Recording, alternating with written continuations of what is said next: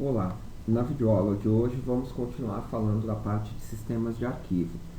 Hoje vamos falar um pouquinho sobre a parte de implementação desses sistemas, né, e algum exemplo de sistemas de arquivos que são utilizados nos dias atuais.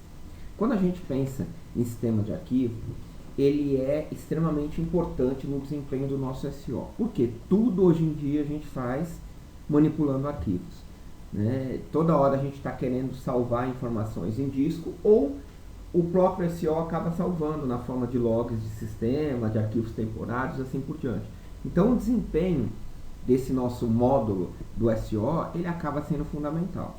Nós vamos ver aí 4 métodos de implementação, né, que são os mais servem como base para a maioria das implementações que a gente tem em sistema de arquivos hoje em dia. Vamos começar pela alocação contínua. A ideia dele é bem simples. Todos os clusters, ou seja, todos os bloquinhos do nosso arquivo, eles estão de forma contínua no nosso disco. Então, por exemplo, os 12, se a gente pensar no exemplo da figura aí, onde cada clusterzinho, cada bloco nosso tem 1K, um arquivo 1 que tem 12K, todos os blocos dele estão em sequência. Um arquivo 2 que tem 10K, todos os blocos estão na sequência. Vale a gente ver nessa figura que, por exemplo, assim que termina o arquivo 1, começa o arquivo 2. Qual o problema que a gente tem com isso? A partir do momento que o arquivo 1 tem 12K, ele não pode crescer. Ou seja, se eu quiser inserir mais dados, se fosse um banco de dados, se fosse um arquivo de log, não tem mais como crescer. Por quê? Porque o bloco subsequente já é o arquivo 2, ou seja, esse cara está limitado pelo tamanho. Então, esse é o problema desse tipo de sistema de arquivo. Né? Ele é um sistema que, se você for pensar num backup, onde você simplesmente está fazendo cópia e não vai alterar esses dados, legal, tranquilo. Mas a partir do momento que você imagina o seguinte, esses arquivos vão ser manipulados pelo usuário, pelo próprio sistema operacional, e ao ser manipulados vão mudar de tamanho, nós geramos um problema gigantesco. Fica fácil a gente saber onde começa e quais são os nossos blocos ou clusters desse arquivo. Mas a partir do momento que você quer fazer com que esse arquivo tenha um tamanho variável, esse tipo de alocação ela é complicada. Vamos pensar nos setorzinhos, né, dos nossos clusters do nosso HD. Né? Então, qual que é o esqueminha? Para eu poder saber aonde está esse arquivo, basta a gente ter uma tabelinha, e essa tabela, o sistema de arquivo armazena em disco, e a partir do momento que você começa a manipular esse teu dispositivo, por exemplo, esse HD, essa tabela é carregada para a memória e o SEO começa a ler. Então, se eu quero ler o arquivo chamado a.txt, basta o SEO olhar nessa tabelinha que ele vai descobrir que o arquivo a.txt começa no bloco 4 e tem 3 blocos. Tá? O arquivo B começa no bloco 10 e tem um bloco. E o arquivo C começa no bloco 13 e tem 2 blocos. O que é legal disso? É bem simples essa estrutura, onde eu tenho a relação de nome do arquivo. Lembre-se que junto com o nome eu posso ter informações do diretório, né? Qual bloco que ele começa e quantos blocos ele tem. Como os blocos são subsequentes, está bem tranquilo eu ler todos esses blocos. Né? Eu sei onde ele começa, quantos ele tem, está tudo resolvido. A primeira observação que a gente faz, isso vale para todo o sistema de arquivos. Nesse nosso exemplo aqui, se a gente perder essa tabela, meu caro, nós perdemos o acesso a todos os arquivos do disco. É aquela velha máxima que o pessoal fala. Mas, né, o povo fala na gíria, deu pau no meu sistema de arquivo. Você perdeu tudo que está no HD? Provavelmente não. O problema é que você não tem mais a ligação entre os clusters desse teu HD e a quais arquivos eles pertencem. Tá? Ou seja, pode ser que a única coisa que deu pau no teu HD foi essa tua tabela. O resto está tudo intacto. Mas como você perdeu essa tabela, você perdeu acesso a todos os arquivos que estão no disco. Por isso que algumas empresas oferecem um serviço de tentar recuperar alguns arquivos em disco, porque elas saem caçando esses blocos, né, esses clusterzinhos do disco e tentando dar ligação para eles. O que é interessante, essa tabela é bem simplesinha e seria uma das mais fáceis que existem para se recuperar. tá? Porque a partir do momento que você vê conexão entre um bloco e outro, né, informações similares entre um bloco e outro do disco, teoricamente eles pertencem ao mesmo arquivo. Ficaria um pouquinho mais simples que as outras implementações que a gente vai ver. Mas o que vale aqui é lembrar que essa tabela é fundamental. Sem ela, a gente não acha os arquivos em disco. Alguns pontos interessantes para nós aí. Toda vez que a gente apaga um arquivo do disco, esses blocos são liberados para uso futuro. Ou seja, a gente gera o que nós chamamos de fragmentos do disco, espaço não ocupado, né? Esse espaço pode ser ocupado por outro arquivo de tamanho igual ou menor que o anterior, que a gente ocupava antes, mas nunca maior, porque os blocos têm que ser subsequentes. E se o novo arquivo for do mesmo tamanho, perfeito, mas nem sempre a gente tem essa sorte. Ou seja, com o uso dos arquivos, a gente vai gerando cada vez mais fragmentação, quer dizer, cada vez mais bloquinhos pequenos no disco, tá? Então, só voltando ao nosso desenho aqui, por exemplo, se por acaso a gente apagar o arquivo a.txt, né, a gente teria até o bloco 10 disponível para gravar um arquivo. O que acontece? Se o tamanho do arquivo for maior do que isso, não cabe nesse espaço. Eu preciso procurar um outro espaço, né?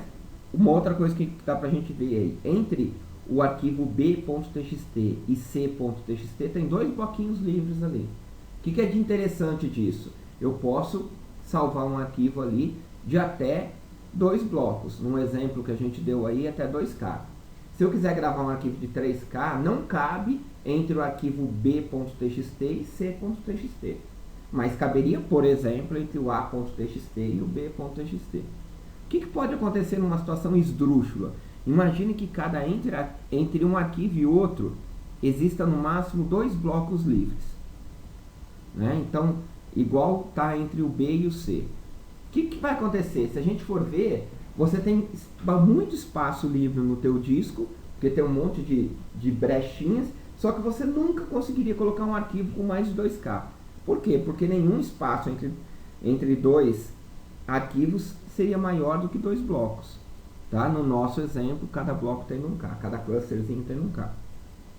Então, olha que coisa interessante. Tem espaço em disco? Tem. Eu conseguia salvar o arquivo? Não. Por quê? Porque não tem espaço contíguo livre suficiente para isso. Essa é uma característica interessante desse tipo de implementação. Ou seja, sobra espaço em disco, só que eu não conseguiria gravar. Então a gente já pode ver que isso é a maior furada para o nosso dia a dia aí de uso de computador moderno. Tudo bem? Então são aspectos interessantes para nós. Continuando as observações, né?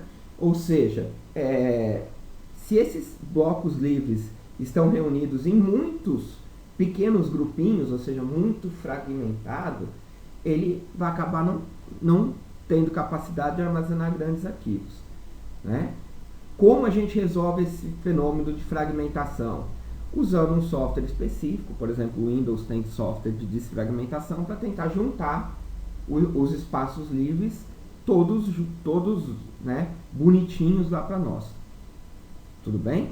Esse tipo de situação é terrível para um HD de uso diário, mas para um dispositivo de backup não é grande problema. Por quê? Não é toda hora que você vai estar querendo apagar arquivos ou gravar novos arquivos. E normalmente quando você grava, você vai gravar no final. Como acontece, por exemplo, num CD, num DVD de backup teu. Você sempre vai gravar alguma coisa no final, nunca no meio onde estão as coisas ali.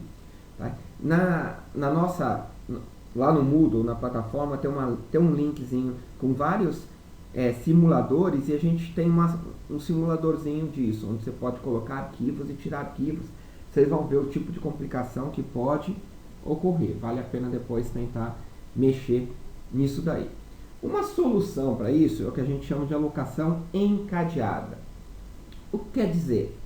Cada bloquinho do teu arquivo pode estar armazenado aonde ele quiser, desde que ele guarde a referência para onde se encontra o próximo bloco no mesmo arquivo. Então, observe aí, uma forma de fazer essa alocação encadeada no espaço do bloco, eu vou reservar alguns bytes lá para indicar qual que é o próximo bloco.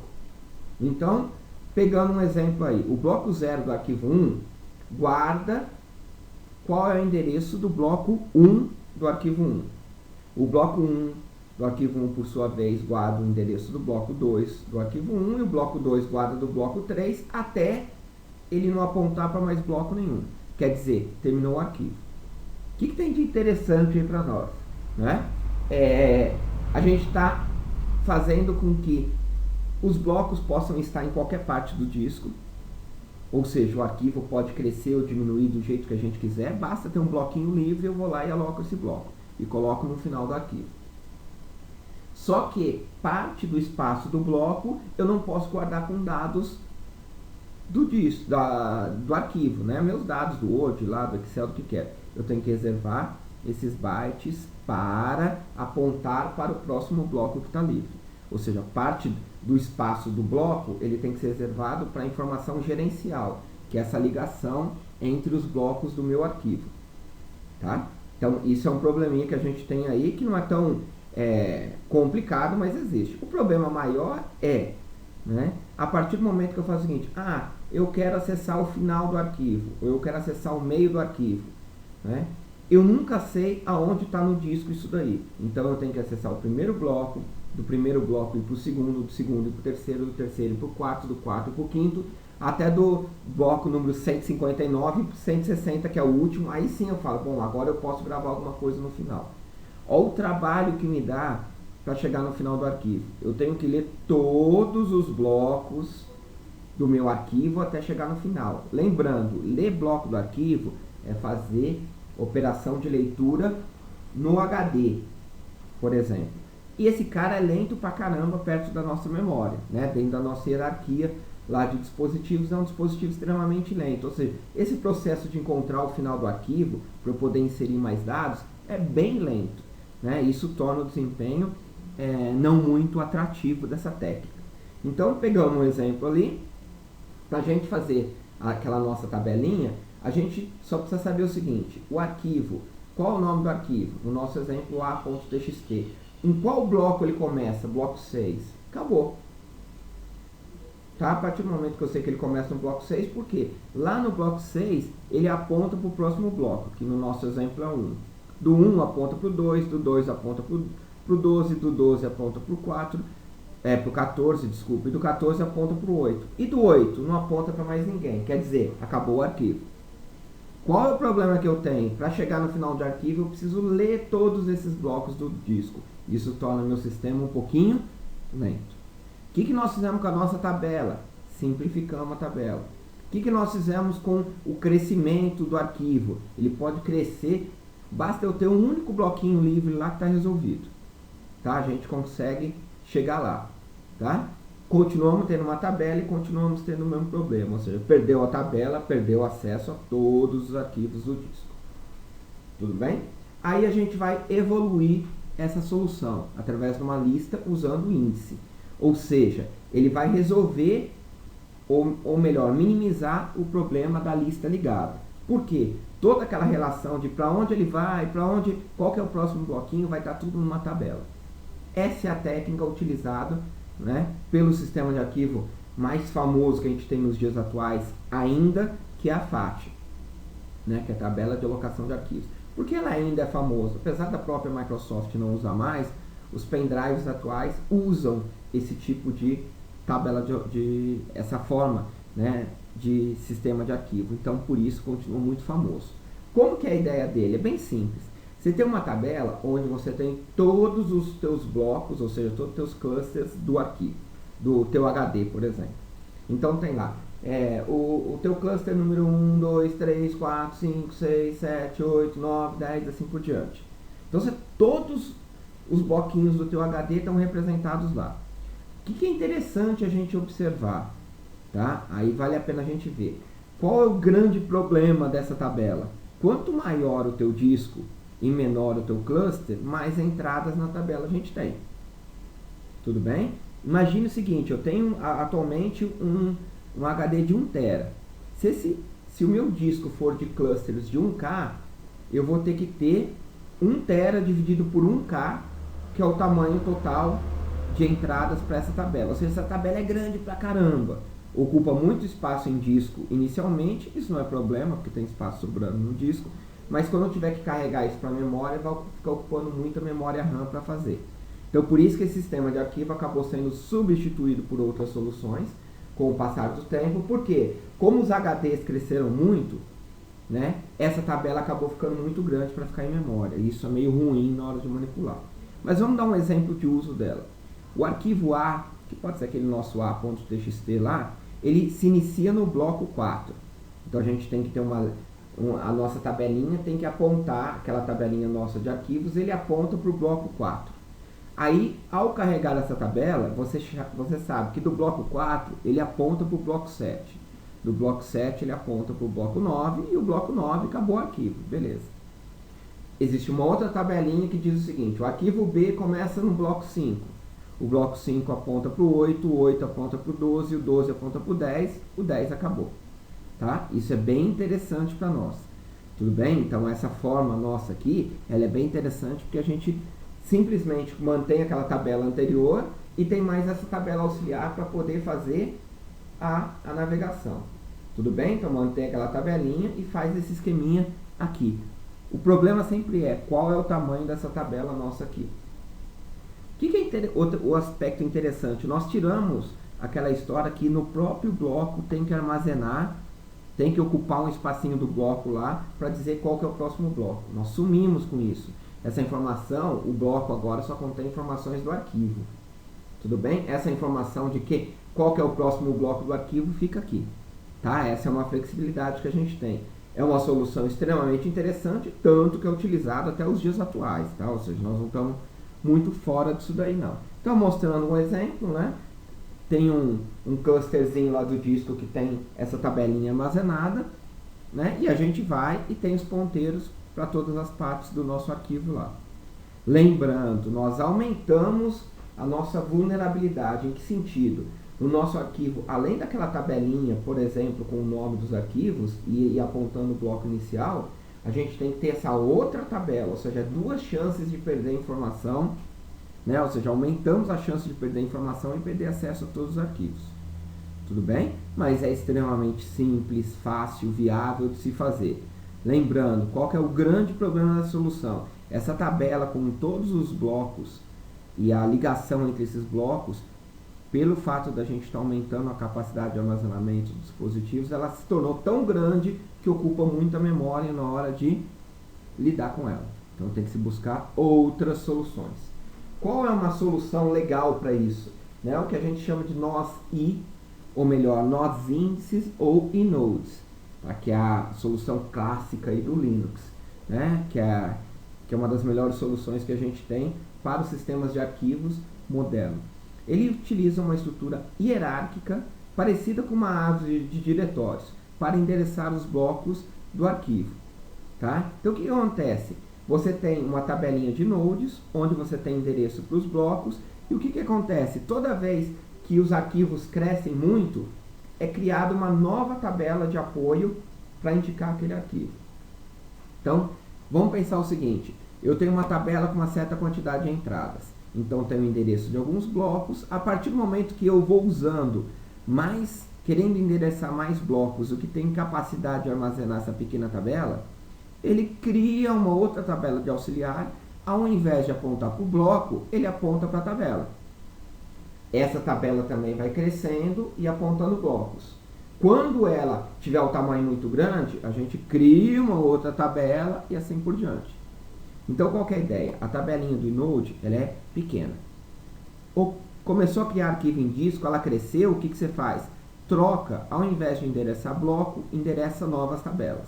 E as tabelas começam a endereçar blocos. Começou a crescer de novo, a tabela, ao invés de endereçar blocos, ela passa a endereçar novas tabelas. E assim você vai crescendo. Qual a característica? Você não precisa carregar toda aquela tabela gigantesca da FAT de uma vez só. Você vai carregando novas tabelas conforme você precisa navegar em arquivos que fazem acesso àquele tipo de endereço que está lá. Então, os endereços são disparados nas tabelas e as tabelas são carregadas conforme a necessidade. Tornou mais complicada a tabela? Tornou. Mas o que a gente ganha? Não precisa estar aquela tabela gigantesca na memória o tempo todo. Né? Então, é uma estrutura de dados complexa, mas a gente ganha na hora de ocupação de memória, né? A ocupação de memória é bem menor. Tudo bem? A gente ganha nesse aspecto aí. Agora, nós já citamos lá no começo qual o problema quando você tem vários arquivos e entre os arquivos tem vários espacinhos livres, né, que são os nossos blocos ou clusters livres. Como que isso é controlado pelo sistema de arquivo? Por quê? A única coisa que nós vimos até agora é que eu tenho como controlar os blocos que são, ou seja, os clusters que são ocupados por arquivos. Eu tenho, por exemplo, lá na FAT, eu tenho o endereço do primeiro bloco e do primeiro bloco eu sei onde está o segundo, o terceiro e o quarto. A pergunta é, quando eu quero colocar alguma coisa, criar um arquivo novo, aumentar um arquivo, aonde eu vou colocar isso em disco? Assim como eu controlo o que está ocupado em disco, eu também preciso controlar o que está livre, que é essa nossa consideração. Ou seja, né, a gente precisa controlar o que a gente chama de blocos não alocados ou livres. As três formas mais clássicas que a gente tem é a lista de blocos, mapa de bits e a tabela de blocos livres. Né? Então, olha lá no simulador que a gente também tem algumas implementações disso para a gente ver como funciona. Primeiro é a lista de blocos. O que acontece? É aquele mesmo esqueminha de listas que a gente tem. Primeiro, a gente precisa saber onde está o primeiro bloco livre. Primeiro bloco livre aponta, ou seja, ele tem o endereço do segundo bloco livre, o segundo bloco livre tem o endereço do terceiro bloco livre e assim consecutivamente. Ou seja, todos os blocos livres estão interligados. Tudo bem? A partir do momento que eu conheço o primeiro bloco, ele guarda a informação do segundo, o segundo guarda do terceiro e assim consecutivamente. Aí você fala, mas aí a informação de qual é o número do próximo bloco está ocupando espaço, mas não tem problema. Isso não está sendo usado por arquivo nenhum, eu posso usar numa boa. Tudo bem? Então é uma forma de fazer isso daí. Né? Qual são os problemas que a gente tem nesse tipo de solução? Então, por exemplo, eu tenho o bloco inicial que aponta para o segundo bloco, que aponta para o terceiro, que aponta para o quarto. Se por acaso der um bad block aqui, e eu perder esse cara, eu perco todos os demais blocos livres. Tá? Porque eu perdi essa relação aqui. Então, existe uma certa sensibilidade em referência quando eu perder algum desses blocos aí, né? Isso aí tem que ser visto com cuidado. Tudo bem? A segunda solução é o que a gente chama de mapa de bits. Cada clusterzinho, cada bloco do meu disco, ele vai ocupar um bit, onde ele vai valer 0 ou 1. Tudo bem? Aí a gente usa uma determinada notação. Ou seja, toda vez que o cara tiver com valor 0, indica que aquele bloco está livre. E toda vez que ele tiver com 1, ele está ocupado. Então imagina o seguinte, como eu estou lidando aqui no nosso exemplo com byte, esses primeiros 8 bits aqui indicam os primeiros 8 blocos do disco. Quer dizer que o bloco 0, né, nesse meu exemplo aqui, ele está ocupado, o bloco 1 está ocupado, o bloco 2 e o 3 estão livres, o 4 ocupado, o 5 ocupado, o 6 está livre, o 7 ocupado, e assim vai até o final do disco. Você vai falar, mas ocupa espaço? Ocupa, mas não ocupa tanto quanto aquele mapa onde a gente, para cada bloco, a gente tem uma entrada, né, para apontar para o próximo. Aqui é um bit por bloco. Vai ocupar espaço? Vai. Qual o segredo da gente manipular isso? Tem que ter uma lógicazinha binária para poder achar. Se eu falar o seguinte, o bloco 20 está ocupado, você tem que fazer uma continha para descobrir qual é o bloco 20. Aí que está a brincadeira da história. Aí o bloco 54, eu tenho que fazer uma continha para parar nele. Tá? Mas é uma solução relativamente simples. Basta eu não perder esse mapa para poder manter a informação em ordem. Tudo bem? Depois a gente tem uma tabela de blocos livres. Assim como a gente tem uma tabela de, no nosso caso, da alocação contígua, por exemplo, das outras alocações, uma tabelinha dizendo o que está acontecendo com os blocos, aqui a gente pode ter da mesma forma. O que a gente tem com essa tabela de blocos livres? Você tem uma tabela onde você diz qual é o bloco e quantos blocos a partir dele estão livres. Então, por exemplo, aqui quer dizer que o bloco 4 e o 5 estão livres. Aqui somente o 10 está livre. Aqui o 13 está livre, o 14 está livre, e assim consecutivamente. O que é legal daí? Ao olhar essa tabela, eu sei a partir de qual bloco, quantos blocos estão livres. Então, exemplo, Se eu virar assim e falar assim, eu queria muito gravar um arquivo que ocupa 10 blocos. Aí eu olho aqui e falo o seguinte, bom, a partir do bloco 4 não dá, a partir do bloco 1 não dá, do 13 não dá, do 25, se eu quiser, eu coloco 10 blocos em seguida. É uma boa? É uma boa. Vai lá e ocupa esse espaço e vamos embora. Tá? Então, esse tipo de técnica facilita aí a forma de ocupar esses blocos. Tudo bem? Eu posso ocupar, se eu quiser, 10 blocos em seguida, ou vir aqui e ocupar os 2 blocos a partir do 4, eu apago ele da tabela, um bloco a partir do 10, eu apago ele da tabela, e os 7 blocos a partir do 13. Então, se eu vier fazer, eu quero 10 blocos, eu vou ocupar esses 2, esse 1 e esse 7. Eu vou sumir com esses caras da tabela e vou ocupar esse espaço.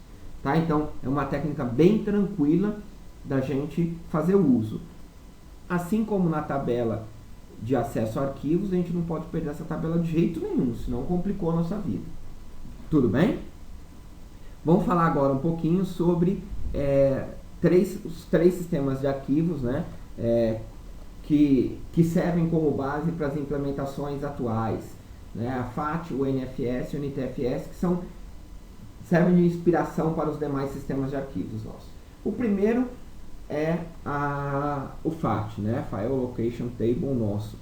Qual que é a ideia? No comecinho do disco, ele tem a parte do nosso setor de boot primário, que contém informações para o boot inicial, que é lido pela ROM e dispara todo o SO.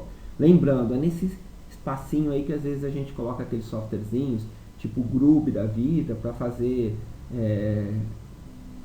um boot para vários sistemas operacionais. E as partições, e assim por diante. Tá? E a gente consegue, a partir dali, trabalhar com essa informação. E é aí no começo das partições que a gente vai guardar a tabela de cada arquivo. Tudo bem? Então, pensando aqui no nosso exemplo, a gente pega a partição 1 e a gente pode ter, se quiser, um boot secundário, né? e uma divisão entre várias partições lógicas, se assim for do nosso interesse. Então, assim como as partições primárias, a gente pode ter as partições lógicas. Lembre-se que eu comentei com vocês, isso é muito usual hoje em dia, ter as partições lógicas?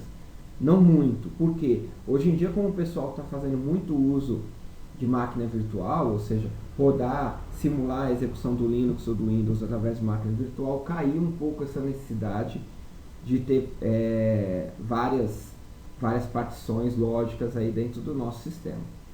Vindo na tabelinha da FAT, né, as posições iniciais dele são de uso do próprio sistema, e a gente tem um exemplo aí só para a gente ver como ficaria os blocos do nosso arquivo. Presta atenção, em momento nenhum nós falamos qual o tamanho desse cluster, ou seja, cada bloquinho desse pode valer 512 bytes, 1 KB, 2 KB, tá? Ou seja, pode ter um tamanho diferente. A gente pode pensar como 1K por cada bloco, só para facilitar. Eu tenho numa tabela informando que o arquivo A começa no nosso bloquinho 6. Observe aqui no nosso exemplo que o bloco 6 aponta para o 8, o 8 aponta para o 4, o 4 aponta para o 2 e o 2 é o final do arquivo, ou seja, end of file. E o arquivo acaba aqui. Tá? O arquivo B começa no 5, que vai para o 9, que vai para o 12, que acaba o arquivo. O arquivo C, no nosso exemplo, começa no 10, que vai para o 3, que vai para o 13, que acabou o arquivo. Tá? E assim a gente tem todo o acesso, toda a navegação, né? E aí vai, que a gente tem tudo aí. Essa tabelinha está armazenada logo no início do disco. Toda vez que eu dou boot, ou que eu faço acesso no pendrive, o meu SO carrega essa tabela e passa a ter acesso a esses arquivos. Tá? Se eu perder essa tabela, meu amigo, dancei. Né? Os meus blocos continuam lá, só que eu não sei aonde está cada arquivo. E assim ele faz todo o mapeamento aí. Né? Vejam que no exemplo eu marquei o bloco 7 e o 11 como free, só para simbolizar que existe algum valor de referência indicando que esses blocos são livres. Não existe nomenclatura para escrever EOF ou free, não existe nada fixo para isso, é só uma simbologia para mostrar para vocês como a coisa se comporta. Agora, pensando nos SOs modernos, a gente pode pensar num sistema de arquivo que foi base para os sistemas de arquivo Linux da vida agora, né? os ext alguma coisa, 2, 3, assim por diante, que é o NFS, Network File System. Isso daí, ele foi extremamente importante para a gente ter os sistemas de arquivos atuais que a gente tem hoje em dia. Tudo bem? Ele é muito importante para nós nesse sentido. Então vamos falar rapidamente, colocar algumas considerações do porquê ele é tão importante, né? Arquitetura, ou seja, a forma com que ele foi planejado. A ideia dele é compartilhar arquivos entre várias máquinas e vários usuários, né? Então é possível cada servidor, ou seja, cada máquina, exportar o sistema de arquivos para compartilhar entre todas as máquinas esses sistemas de arquivos. Tudo bem? Então o que acontece? Você consegue ter acesso aos servidores, por exemplo, da tua empresa e navegar no sistema de diretórios dos servidores da empresa. Isso é bem legal, a forma com que ele é feito, né? Como que ele faz? Através de um protocolo ou trocas, né, de mensagens. Ou seja, ele cria uma conversa entre os servidores ou entre os computadores, né, de forma geral, para permitir o compartilhamento e o acesso aos arquivos que a gente tem aí na tua rede. Então ele começa a trabalhar com a parte de segurança, de quem é o arquivo, quem pode acessar o arquivo, coisa que a FAT não faz. A FAT não está nem aí com segurança. Você fala assim, mas isso é um defeito dela? Não, é uma característica de quando ela foi criada. Né? Não, o computador, se você for pensar na FAT, ele foi voltado para desktop. Cada usuário usa o teu.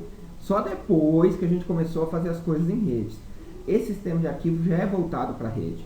Então, existe uma nomenclatura para nome de arquivo, tamanho de arquivo, toda a parte de segurança, tudo é feito bonitinho para que a gente possa compartilhar arquivos, permitir com que outras pessoas acessem os nossos arquivos ou não, né? E isso acabou sendo incorporado na própria máquina.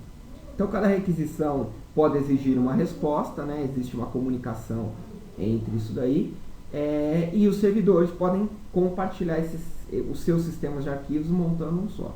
Né? Na literatura, no livro do Tannenbaum, a gente vai ver, vocês podem ler um pouquinho mais sobre isso daí, se alguém se interessar pelo caso. Mas um esqueminha simples para nós de implementação é o seguinte: eu posso ter chamadas no sistema para leitura, abertura, escrita de arquivos. Existe um sistema de arquivo que funciona virtualmente naquele SO. A partir daquele momento ele acessa, por exemplo, o servidor, ele faz uma solicitação para o servidor vai acessar o sistema de arquivo real e vai retornar essa informação. Então, por exemplo, você está acessando dados no servidor, que é um diretório compartilhado, mas na verdade não é o teu sistema de arquivos que está acessando. Ele está acessando o sistema de arquivos do servidor, pedindo alguma coisa, ele roda lá e te devolve alguma coisa. Tá? Isso é bem interessante para nós, bem legal.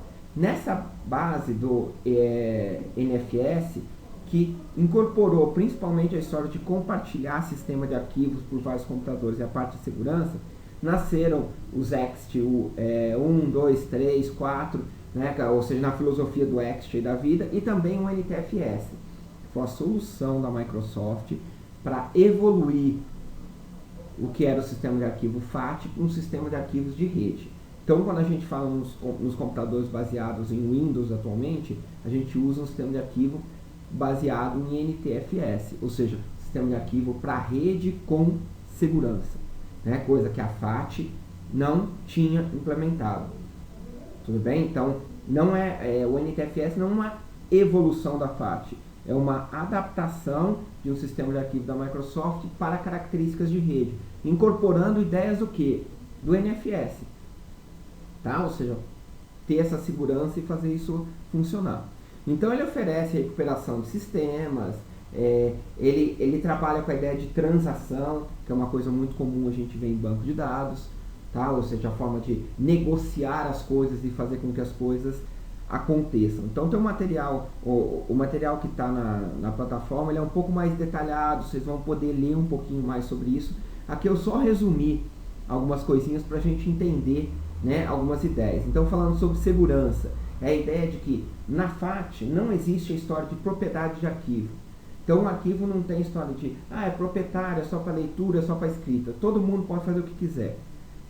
o NTFS ele teve que incorporar essa ideia de segurança para poder garantir, né, quais usuários têm acesso ao quê. Com isso você pode compartilhar ou não arquivos teu no servidor, várias pessoas podem logar na tua máquina e não ver teus arquivos e assim por diante. O NTFS acabou usando o sistema POSIX, né, qual que é a ideia do POSIX resumidamente? Lá no material está um pouquinho mais detalhado, mas basicamente é o seguinte, é regra do jogo para que o SO se comunique. Tudo bem? Então, nome de arquivos tem algumas regrinhas de funcionamento, diferença entre entre maiúsculo e minúsculo e assim por diante. Tá?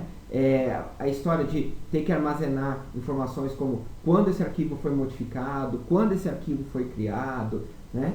Garantir a proteção entre processos, só antecipando a parte de processo.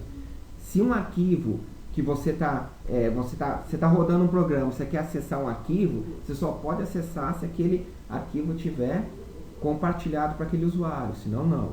Aumentar a capacidade de armazenamento, que isso é uma limitação da FAT. Né? Então você pode ter clusters até de 64K, ou seja, grande pra caraca. Né? Eu sei que isso é ruim para gravar pequenos arquivos, mas permite esse tipo de coisa. A ideia de trabalhar com tolerância à falha, que é uma coisa que o Ext trabalha um pouquinho melhor, que é o que? Deu problema em algum clusterzinho teu lá, como tentar resolver isso daí? Né? Como dar suporte para sistemas automáticos como o RAID, que nós já vimos anteriormente, que é para fazer por exemplo, duplicação, espelhamento de disco e assim por diante. Tá? Então a ideia é ter essas saídas.